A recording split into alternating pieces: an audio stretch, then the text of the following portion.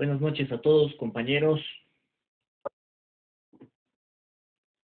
Ya estamos ingresando entonces el día de hoy, feriado.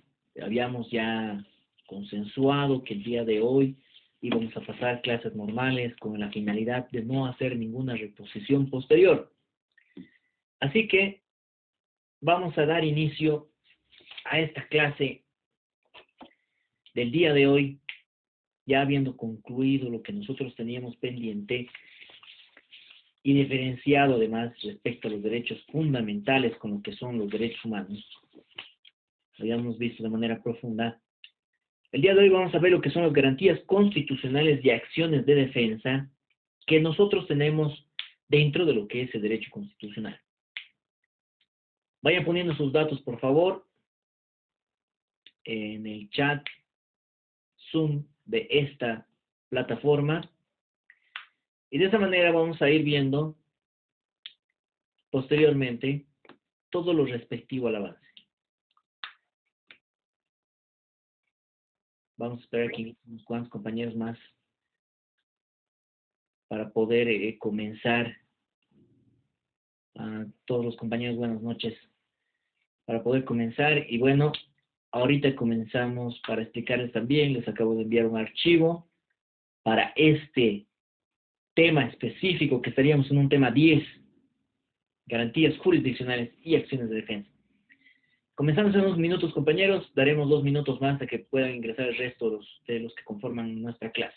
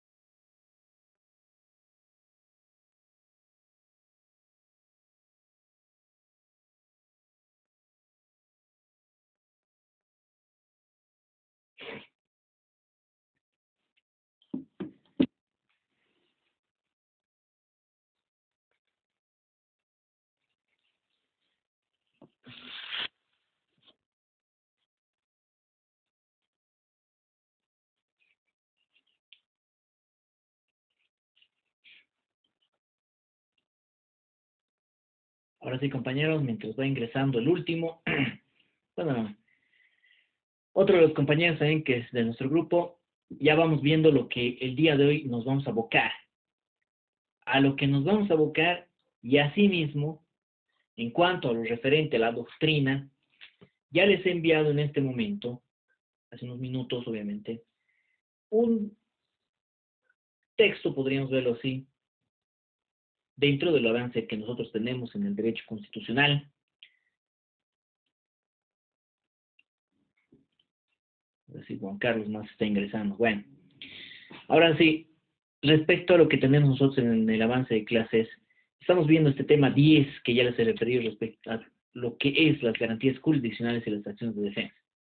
Para ese fin les he enviado ese PDF de este tema específico, que no lo vamos a ver, no se asusten, porque tal vez algunos de ustedes ya lo han abierto. No, si bien son varias páginas, este texto creo que alcanza unas 14, no, o 11 creo hojas. No deberían alarmarse, compañeros, porque no vamos a ver todo, obviamente.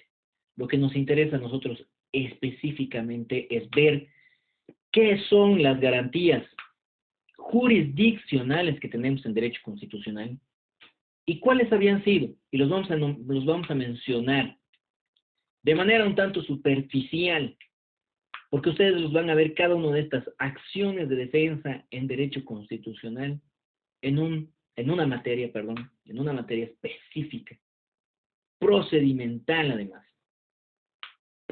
Situación que nos va a hacer ver de mejor forma lo que habían sido esas acciones de defensa. Y que desde siempre nosotros las tenemos en cuenta como abogados y que además las vamos a usar de manera recurrente cuando veamos que esas garantías jurisdiccionales van a ser vulneradas. Entonces, fuera de lo que nosotros tenemos desarrollado en ese texto que podemos, seguramente algunos de ustedes ya lo está abriendo, ya lo tienen ahí, lo hemos enviado al grupo de WhatsApp para que tengan mayor facilidad de poderlo descargar y no me estén diciendo en la plataforma no puedo descargar o hay algún problema o no se nota bien, la calidad está excelente, o sea que no hay excusa, compañeros. Nos remitimos al artículo 109 de la Constitución Política del Estado que tenemos nosotros en pantallas para poder entender y estudiar mejor lo que son las garantías jurisdiccionales en primera instancia. Para posteriormente ver dentro de este tema que nos va a llevar tal vez esta clase y la siguiente máximo, porque tenemos dos temas más que culminar dentro de lo que es el avance de nuestra materia y ya estamos ya a las puertas de dar nuestro examen final. Vamos a tratar de desarrollarlo el día de hoy. Sencillo, compañeros. ¿Qué debemos entender nosotros como garantías jurisdiccionales? ¿Y qué habían sido para nosotros a partir de lo que nos refiere a la Constitución, a partir de lo que nos refiere a la doctrina que está inmersa en este texto doctrinal, las acciones de defensa? El artículo 109, compañeros, de nuestra Constitución, y como preámbulo, para que ustedes puedan entender, ya la doctrina nos refiere, que esas garantías jurisdiccionales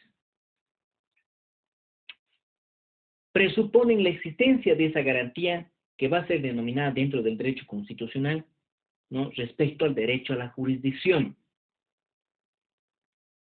El derecho de carácter mediador, podemos verlo así, que va a permitir la defensa jurídica de todos y cada uno de los derechos, ¿no?, que obviamente están respaldados, podemos verlo así, por la Constitución Política del Estado, mediante un proceso que va a estar de cierta forma garantizado. Garantizado en cuanto a ciertos principios que nosotros vamos a ver en el Tribunal Constitucional Plurinacional, también en un tema posterior, en Derecho Constitucional 2. Y a partir de este que nos van a tener que dar esos parámetros mediante los cuales vamos a hacer valer esos derechos. Vamos a hacer valer todos y cada uno de esos derechos que nosotros hemos visto en la Constitución y los cuales nosotros los hemos enunciado durante el transcurso de las clases.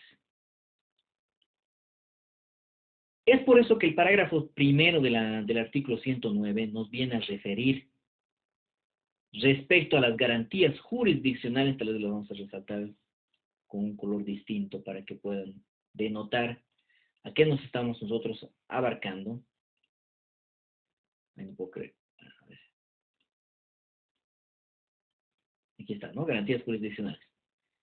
a todos los derechos reconocidos en la Constitución que son directamente aplicables y además van a llegar a gozar de igualdad de garantías para la protección de estos. Los derechos y garantías solo podrán ser regulados obviamente conforme a ley, porque va a haber un procedimiento para su aplicación.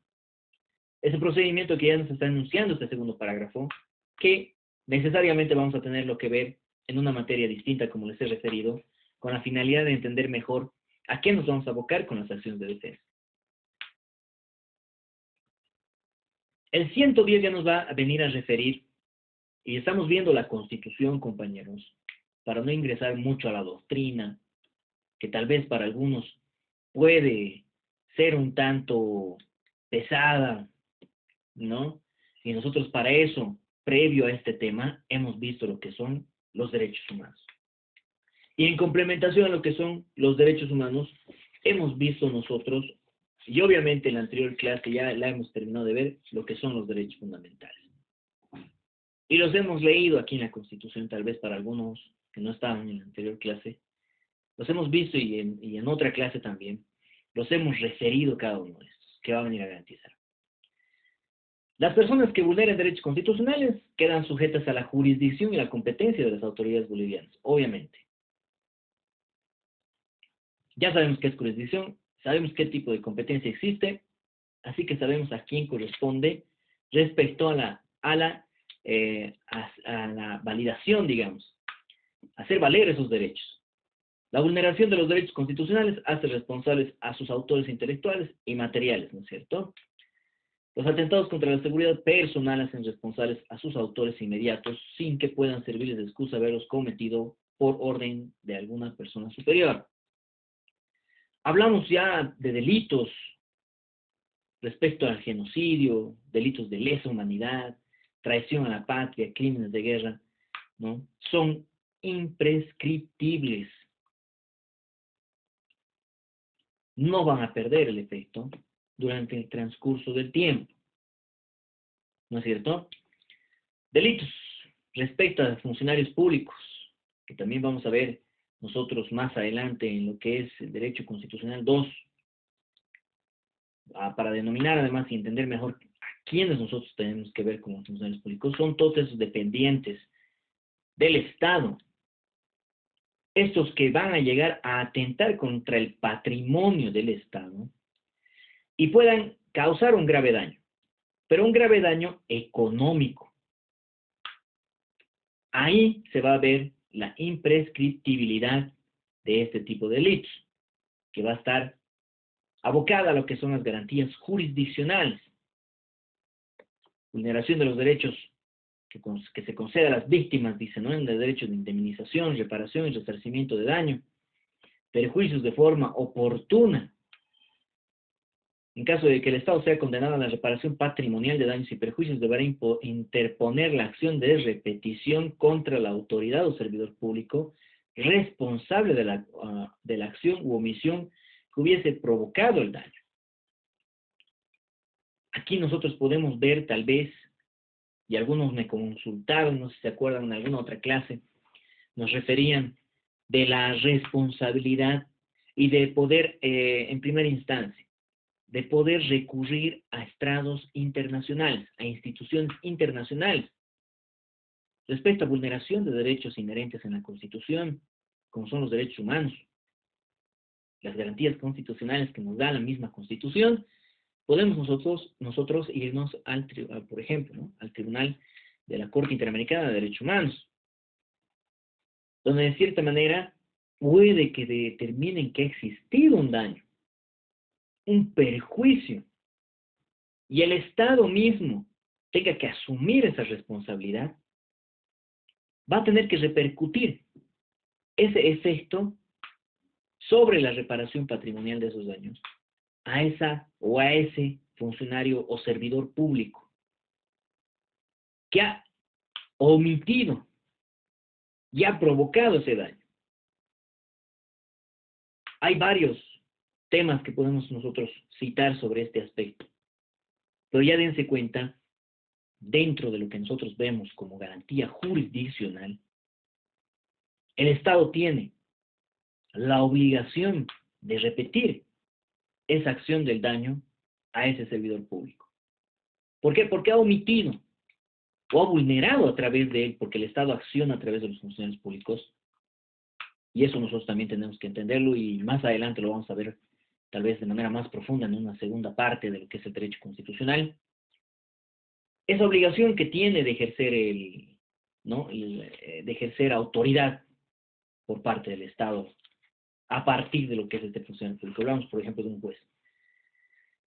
Queda prohibida la tortura, desaparición, confinamiento, coacción, cualquier tipo de coacción, ¿no?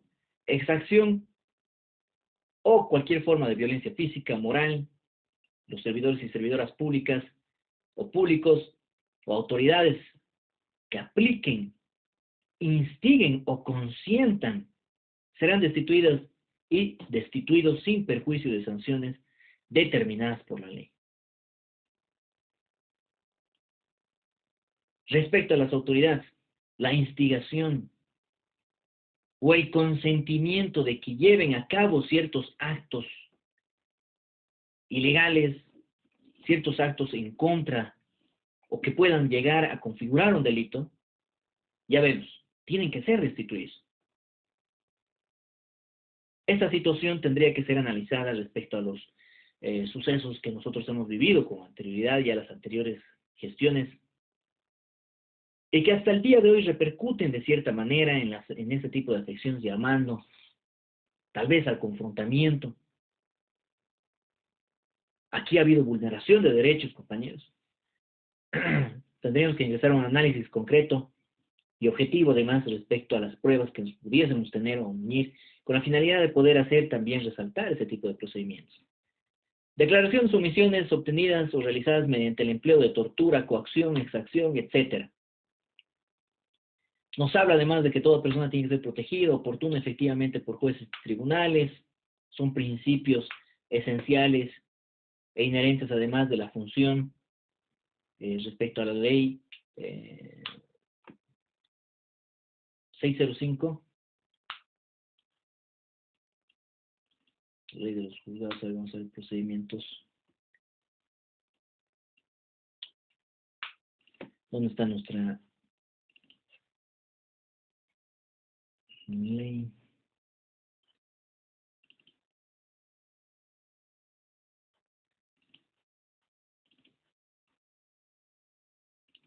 Pues nuestra ley, me estoy equivocando.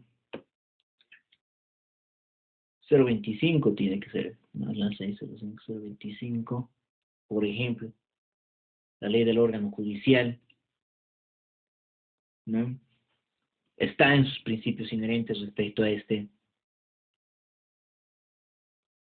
Tiene y se debe respetar lo que nosotros hemos venido estudiando respecto a la Declaración Universal de los Derechos Humanos. Existe también el Pacto Internacional de Derechos Civiles y Políticos, que tiene que ser respetado por parte de un Estado.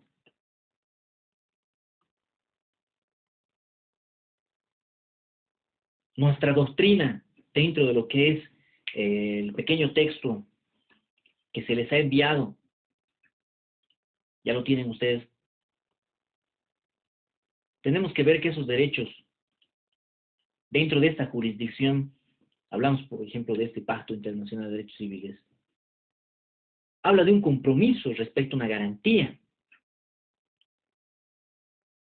de que toda persona tiene derecho, en ese artículo 2, apartado tercero, dice, del Pacto Internacional de Derechos Civiles y Políticos, toda persona tiene, ¿no?, cuyos derechos o libertades reconocidos en el presente pacto hayan sido violados, podrá interponer un recurso efectivo, aun cuando tal violación hubiese sido cometida por personas que actúan en ejercicio de funciones oficiales. Va más allá del mismo procedimiento que nosotros tenemos dentro de nuestro país. Existirá vulneración de este artículo del Pacto Internacional de Derechos Civiles y Políticos por parte actualmente de un Estado nacional. Más allá nos dice el artículo, ¿no? La autoridad competente judicial, administrativo, legislativo o cualquier otra autoridad competente prevista por el sistema legal del Estado, decidirá sobre derechos de toda persona que interponga tal recurso y a desarrollar las posibilidades del recurso judicial además. De manera esencial, entonces, nosotros tenemos que abocarnos a ver estas garantías constitucionales que nosotros vemos plasmadas en nuestro, o dentro de esas garantías jurisdiccionales. Del procedimiento, qué garantías nosotros tenemos de que van a llevarse a cabo. El 115 en el parágrafo segundo, ¿qué nos dice? Que el Estado garantiza el derecho al debido proceso, a la defensa, a una justicia plural, pronta, oportuna, gratuita, transparente y sin ningún tipo de dilación.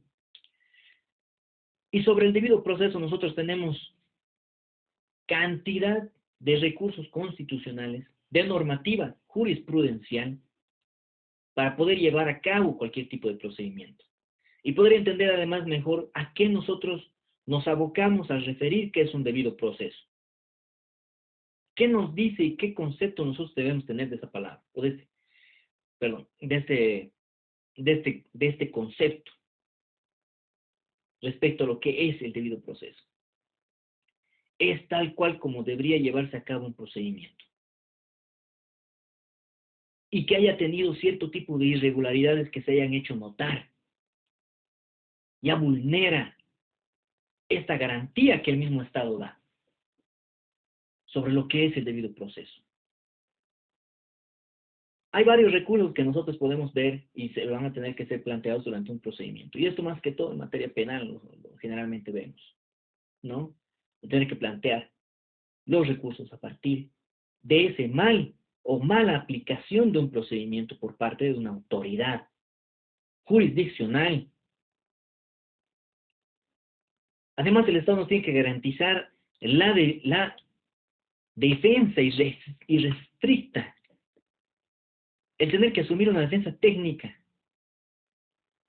porque no de manera puntual puede ser que existan personas malintencionadas o con la finalidad de poder causar un perjuicio, denuncien aspectos que no son o que no correspondan a cierto tipo de situaciones que pudiésemos o no haber realizado. Habla de justicia plural, de que la justicia pronta, oportuna, desde siempre gratuita, más que todo transparente. Y si se puede tal vez, y para mí es lo esencial, un punto también esencial que si bien no se cumple, son las dilaciones, ¿no? De tener que esperar para tener un juicio, el tener que esperar para que el fiscal pueda imputar, por ejemplo, dentro de un proceso, dentro de sus plazos, y no nos haga esperar de aquí a un año. Y encima después del año nos rechace toda una denuncia entera que está bien formulada, que está bien planteada, que incluso bien querellada. Nos dilatan el procedimiento. ¿Culpa de quién es? De los funcionarios quienes representan al Estado y la falta de idoneidad que pudiesen llegar a tener. Para eso tenemos ciertos recursos constitucionales que de manera interesante los vamos a ver un poco más adelante.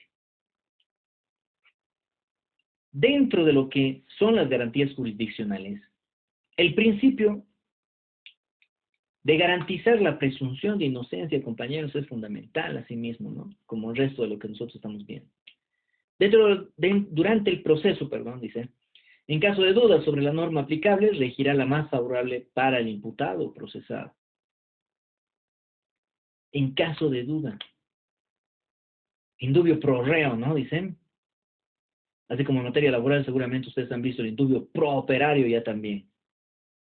¿No? Y alguna vez un fiscal, bueno, en el caso policial, los fiscales policiales me referían, no, pero usted hay que ver también el principio de indubio pro reo, pero querido doctor, no sé a qué se refiere en materia penal con indubio pro operario, me dice. Hay que saber siempre y hay que conocer a profundidad también la terminología en la cual nosotros nos vamos a abocar, ¿no? Cualquier sanción debe fundarse en la ley, pero anterior al hecho punible. Cualquier sanción debe fundarse en una ley anterior, obviamente, al hecho punible. Es básico, conceptualización básica o principios, garantías jurisdiccionales básicas que ya la Constitución Política del Estado nos da para que nosotros, desde siempre, en cualquier tipo o instancia legal en la cual nos encontremos, tengamos que nosotros enunciarlas, que son garantías que a partir de la Constitución Política del Estado nosotros tenemos para el procesamiento legal de una persona. Ninguna persona puede ser condenada sin haber sido oída, juzgada previamente respecto a un debido proceso. Y nadie puede sufrir una sanción penal que no haya sido impuesta por una autoridad judicial. Y además, que esté ejecutoriada. Imagínense tener un caso donde, de que alguien, y esa es la mayor parte de las personas que se encontraban o que se encontraban o se encontrarían con detenciones preventivas con anterioridad a la ley 1173, nosotros habíamos visto de que existían varias personas que estaban cumpliendo una condena. Por eso se hizo que es el censo carcelario, ¿no? Estaban con una sanción sin tener una sanción penal, mucho menos una sentencia. Y peor aún, sin que esa sentencia, o aún hubiesen tenido la sentencia, no hubiesen sido ejecutorias, están cumpliendo una pena. Y esa era la situación de la detención preventiva que existía con anterioridad a esa ley. No lo han hecho por beneficiarle al imputado, sino porque es una garantía jurisdiccional que nos da la misma Constitución. Algunos de ustedes se deben preguntar, ¿no? Y decir, ¿por qué no han soltado a ese, ¿no? Tal vez o de cierta manera se refieren, ¿no?, a esa persona que era totalmente culpable, o por lo menos nosotros hasta donde hemos visto, o la sensación que nos ha causado, tal vez no nos ha gustado su cara, yo qué sé. Lo veíamos culpable y está, o ha sido detenido solo por un tiempo específico. Y es a partir tal vez de este artículo, parágrafo primero, que nosotros del 117, que tenemos que analizar esos aspectos. Y no necesariamente ver al juzgador, a la autoridad judicial, quien representa al Estado, que lo hubiese, o ver como si lo hubiese beneficiado en esos aspectos. Esos artículos nos van a poder abrir tal vez mejor lo que nosotros estamos, o lo que nosotros vamos a aplicar a futuro respecto a los procedimientos. Materia penal los utilizamos de manera constante en estos artículos. Tuviésemos nuestra Constitución Política del Estado Física, yo les muestro todos estos artículos, para mí son fundamentales para poder, asimismo, fundamentar en audiencia. Que si bien el juez se asume que ya sabe, deberíamos asumir de que él ya conoce, tenemos necesariamente que referirle. Y tengo que presentar en audiencia incluso las sentencias constitucionales y la normativa a la cual yo haga referencia en audiencia. Y se lo entrego por medio de secretaría, para hacerles recuerdo de que tiene que garantizar estos aspectos, que son garantías jurisdiccionales que están planteadas en la misma Constitución y que él tiene que respetar. Nadie puede ser procesado ni condenado más de una vez por el mismo hecho. Ya lo han debido escuchar esta materia penal de manera recurrente. Seguramente en penal 1 o 2 ya les han adelantado. Es una garantía jurisdiccional que nos da que la Constitución no se lo ha inventado el docente, ni mucho menos la ley penal le ha dado esa atribución a nuestra Constitución. No, compañeros. Eso nace de nuestra Constitución Política del Estado. La rehabilitación en sus derechos restringidos será inmediata al cumplimiento de su condena. Respecto a esta rehabilitación, el día de hoy leía en un periódico,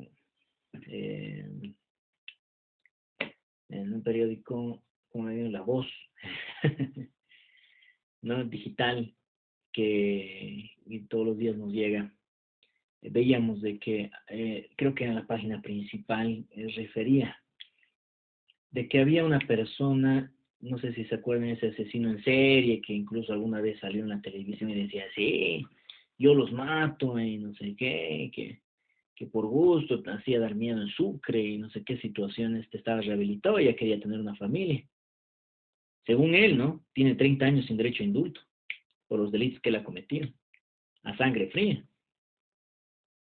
Pero sin embargo existe la rehabilitación y no se refiere, ¿no? En sus derechos restringirse de manera inmediata el cumplimiento de su condena. No se impondrá sanción privativa de libertad por deudas u obligaciones patrimoniales, excepto en los casos establecidos por ley. ¿Qué tal? Tiene que existir un resarcimiento sobre esos casos. Hay agravantes, por ejemplo, en materia penal, esto va a materia penal, ¿no es cierto? Obligaciones patrimoniales que lo hacemos ver y por eso es que se determina sobre la ley penal que esa es de última ratio, que es de última instancia, la que nosotros vamos a utilizar, porque en primera instancia deberíamos nosotros ir a la vía civil con la finalidad de tratar de recuperar ese patrimonio, esas obligaciones patrimoniales que tiene el deudor, y que necesariamente nosotros a veces, con la finalidad de hacer surtir mayor efecto, nos vamos a un proceso penal, ¿no? De estafa, estelionatos. Tal vez también, ¿no? Pero generalmente la estafa que se va junto con estas obligaciones sobre deudas.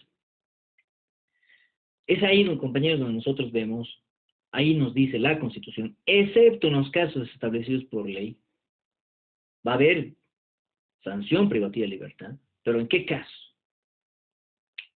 En materia penal seguramente ahí está Hacha, ya, Caero, Javier, Fernández, Arnés, Alejandro Arce, el Andric también seguramente, ¿no? ¿En qué casos puede existir esa sanción privativa de libertad? Pese a que la Constitución, este parágrafo tercero, respecto a las garantías jurisdiccionales, ya nos refiere de que no existe sanción privativa de libertad. Cuando exista el agravante, cuando existan varias personas quienes hubiesen sido sujetas a ese tipo de estafa, donde les han hecho dejar su patrimonio económico con la intencionalidad de dejarles sin esa. Esa era la idea, de inicio a final. Dolosamente. ¿No? Por si acaso, esto va a entrar al examen, compañeros, respecto a cuáles habían sido las garantías jurisdiccionales, espero que estén entendiendo. Nuestro texto doctrinal nos viene a complementar qué es lo que la Constitución quiere garantizar, jurisdiccionalmente hablando. Nos da esos parámetros generales de a qué nos referimos con estas garantías jurisdiccionales, pero con la lectura de nuestra misma Constitución, con la explicación del docente, ya estamos entendiendo, ¿no es cierto? Nos tiene que garantizar el procedimiento judicial. ¿De qué forma? De las formas en las que nos enuncia la misma Constitución. Prohibida, nos dice. Por ahí un juez agarra, y aquí viene un ejemplo, y nos da una sanción. Muerte civil, no hay, pues. Prohibida la infamia, la muerte civil y el confinamiento. Aquí nos delimita la sanción penal que puede tener una persona. Por ahí un juez agarra y le dice, bueno, vamos a sumar, miren, por este delito usted tiene 10 años, por el otro tiene 20, y le vamos a llevar 5 años más por el tercer delito. 35 años. No, compañeros. Ahí nosotros, ¿no? Garantía jurisdiccional. La Constitución, 118, parágrafo segundo. La sanción máxima, primero, que no son sumativas en materia penal, dentro de nuestra jurisdicción boliviana, obviamente, procedimental. La sanción penal será de 30 años máximo. Sin derecho a indulto, es lo peor que puede haber sucedido para un imputado. y que generalmente vemos en los feminicidios. Proceso abreviado, pero ya, 30 años sin derecho a indulto. No existe, y ahí entran las garantías jurisdiccionales. Que un juez venga y diga 35 años de cárcel. En base a las garantías que nos da la Constitución, esa sentencia tiene que ser, está vulnerando las garantías jurisdiccionales. Inmediatamente que tome conocimiento de su error, tiene que subsanar el juez. Segundo, porque no son sumativas, y otra es porque tampoco le puede dar más de 30 años. Ya conocemos nosotros que tampoco hay pena de muerte, cuidado.